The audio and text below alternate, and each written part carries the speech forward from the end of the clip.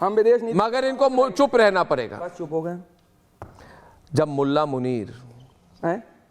मुल्ला मुनीर ने कट्टरपंथियों को भेजकर कहा कि पहलगाम में पूछो उनको पहले कि कलमा जानते हो क्या, कलमा बताओ, पढ़ के बताओ। और जब अर्नब गोस्वामी ने कहा, उस समय चुप रहिए, जब अर्नब गोस्वामी ने कहा कि ये इस्लामिस्ट सोच है, ये इस्लामिस्ट सोच है, तब जावेद जैसे व्यक्ति विशेष ने कहा कि अर्नब भटके आतंकवाद का कोई धर्म ही नहीं होता, भटके वो लोग हैं। आज ये कहें मुझे, मैं कह रहा हूं ये भी कहेंगे कल, ये भी नहीं, ये भी कहेंगे, मैं घुमा नहीं रहा, मैं मुद्दे पे ला रहा हूं, आप चुप रहिए। ये अर्नब गोस्वामी की आवाज है, भटकती नहीं है, ये अर्नब गोस्वामी की आवाज है, यू टर्न नहीं करती आपकी तरह। मेरी बात सुने, अभी अभी अभी अभी ये कहेंगे अर्नब दीपू चंद्र का कोई धर्म ही नहीं है, ये तो विक्टिम है। मैं कह रहा हूं आज दीपू चंद्र हिंदू था, हिंदू है, और हिंदुओं के साथ जुल्म हो रहा है, और हिंदुओं के लिए अर्नब गोस्वामी बोलेगा। आपको प्रॉब्लम क्या है? आचार्य जी, आचार्य जी, आचार्य जी, आचार्य जी, मेरी बात सुने। आचार्य जी इधर देखें, आचार्य जी खड़े हो जाइए, मेरे बोलिए। आचार्य जी, जब साधुओं को मारा पालघर में, सिर्फ हम खड़े थे, आप खड़े थे क्या? जावेद जी खड़े थे उस समय? क्या खड़े थे वो? क्या ये खड़े थे तब? क्या इन्होंने कहा उस समय कि मेरे साधु को क्यों मारा, मेरे साधु को क्यों मारा? क्या इन्होंने कहा कि हिंदुओं को पकड़ पकड़ के लिंच क्यों की? क्या कहा इन्होंने आचार्य जी? क्या कहा इन्होंने आचार्य जी? क्या कहा इन्होंने आचार्य जी? कुछ नहीं कहा, बैठ जाइए। अभी अभी आचार्य जी जवाब देंगे। आप बोले, आप कांग्रेस के साथ खड़े हो जाइए, आप बोलिए। उस समय कांग्रेस आप बोलिए, तब बोला इन्होंने कुछ, तब बोला इन्होंने कुछ, बैकडोर से कांग्रेस की सपोर्ट में खड़े थे।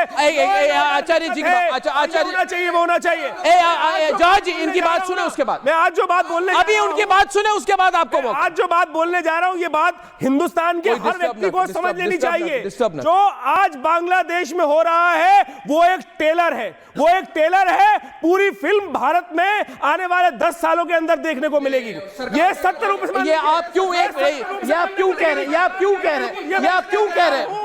यहाँ पर बैठे हुए लोग जिस प्रकार, अच्छा, इनके बाद आज मुझे बताइए, बांग्लादेश की रोडों के ऊपर जिस प्रकार से हिंदुओं के साथ हो रहा है। 1971 में 2 लाख हिंदू औरतों का बलात्कार हुआ था और 20 लाख हिंदू मार दिए गए थे।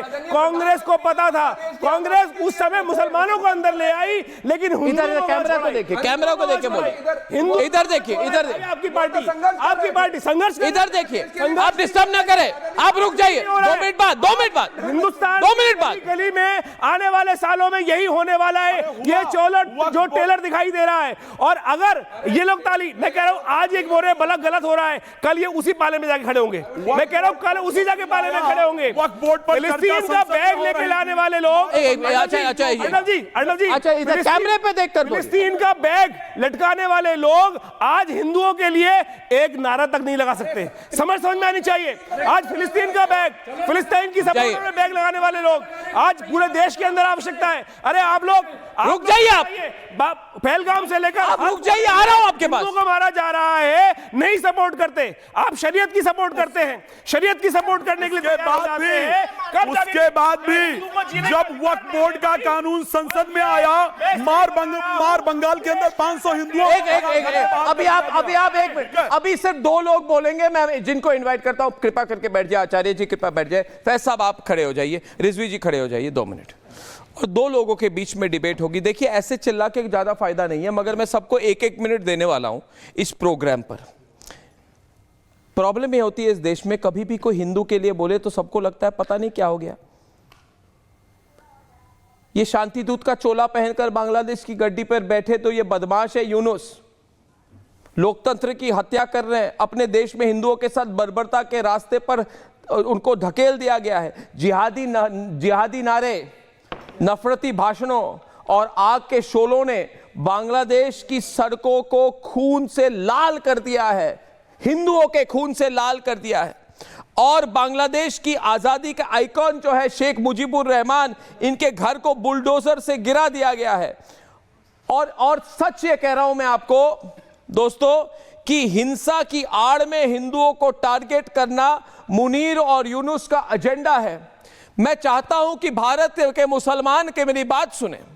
भारत के मुसलमानों को मैं कहना चाहता हूं कि देखिए, बांग्लादेश आपका दोस्त नहीं है, ना आपका कभी घर बन सकता है, ना पाकिस्तान आपका दोस्त है, ना पाकिस्तान आपका घर बन सकता है। मैं चाहता हूं इस देश में रहे जहां पे कोई भी पाकिस्तानी क्रिकेट टीम का समर्थन ना करे, और ना करे भावना से जुड़े हुए कारणों से कहे कि हम पाकिस्तान की टीम का समर्थन करते हैं तो चलता है, नहीं चलता है। भारत हमारा देश है।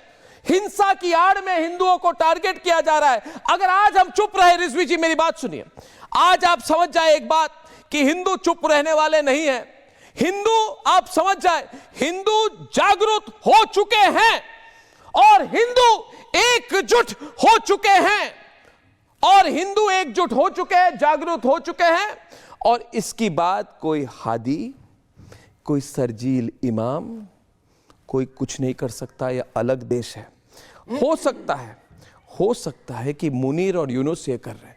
मैं सिर्फ हाथ जोड़कर आपसे विनती कर रहा हूं कि मुस्लिम जितने बड़े बड़े नेता हैं उनको जाके कहिए कि कुछ सुनना चाहते हैं आपसे। आप जाइए। मैं इंटरव्यू क्यों लूं? मैं क्यों बोलूं? नहीं, उनसे बोलने के क्या बोलूं मैं? आप पूछिए उनसे। वो क्यों नहीं बोल रहे? दही जम गई है उनकी। हाँ, तो उनको दही जम गई है उनकी, बोल नहीं पा रहे। अर्नब गोस्वामी को जाना पड़ेगा। अर्नब गोस्वामी को जाना पड़ेगा। मानी जी, क्या बात कर रहे हैं आप मुझे? मैं क्यों जाऊं? खुलकर कहे। प्लेटफॉर्म है उनके बोलने के लिए जो है। ये गजवाए हिंद के सोच है इनकी। अरे समाज आप डिबेट करेंगे। मवानी जी, मवानी आप मुझे ना एक आचार्य जी नहीं, आप इनको बोलिए। इनका नाम है फैज साहब। फैज साहब हो, अर्नब जी हो, जो भी हैं, जो भी है, वजीर आजम, जो भी है का मतलब वजीर आजम, एक मैं जो भी है सबको मुखातिब कर, मेरा नाम है जो भी है, सबको मुखातिब कर रहा हूँ। भारतीय आपके, अरे आप तो चुप रहिए ना, हमारी डिबेट हो रही है फैज साहब से। अच्छा, आप चुप रहिए ना, आप चुप रहिए। इमाम साहब, मैं कह रहा हूँ सबको मैं मुखातिब कर रहा हूं। अरे करोड़ों लोग देख रहे हैं। रुक जाइए, आप रुक जाइए, आप रुक जाए। आपका जो फिलिस्तीन वाले हैं वही आपके। रिजवी जी, आप आचार्य जी, रिजवी जी इनको खत्म करें। दो लोगों को स्क्रीन देखिए, मेरी नियत ये है कि करोड़ों लोग देख रहे हैं यार भारत को। हाँ, देख रहे हैं इस वक्त। और अर्नब जब शो करते हैं तो बहुत लोग देखते हैं जी, ठीक है। मैं वो उस नजरिए से कह रहा हूं। हाँ। मैं ये कह रहा हूं कि शेख हसीना को यहां पे पनाह किसने दी? जो पाकिस्तान का क्रिकेट हुआ, एक मिनट, कमाल हो गया, बोलने नहीं दोगे?